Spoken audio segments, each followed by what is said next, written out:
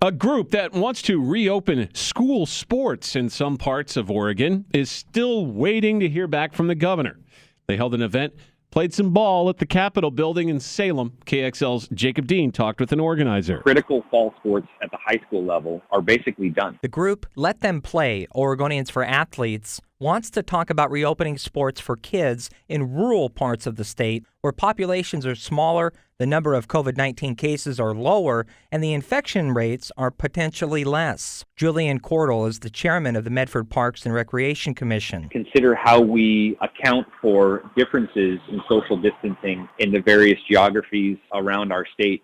Because we know that, both in case count and population density, there's a lot of variables that can affect how this is processed. Local officials around Southern Oregon are leading the movement and wrote a letter to Kate Brown. You can read it at KXL.com. Jacob Dean, FM News 101.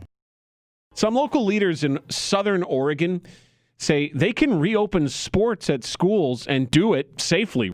They wrote a letter to the governor, held an event at the Capitol yesterday afternoon. KXL's Jacob Dean has the latest. We haven't heard back yet from the governor's office.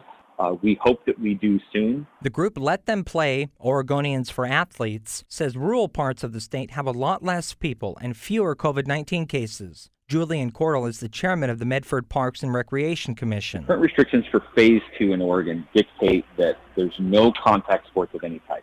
We recognize that there is risk in physical contact. However, we would put forth that we believe that that's manageable both with resources and process and procedure, and we want to have those conversations. Folks from all over the state showed their support for the idea at the Capitol in Salem. Some drove 7 hours from Vail in eastern Oregon to be there. You can see more at KXL.com. Jacob Dean, FM News 101.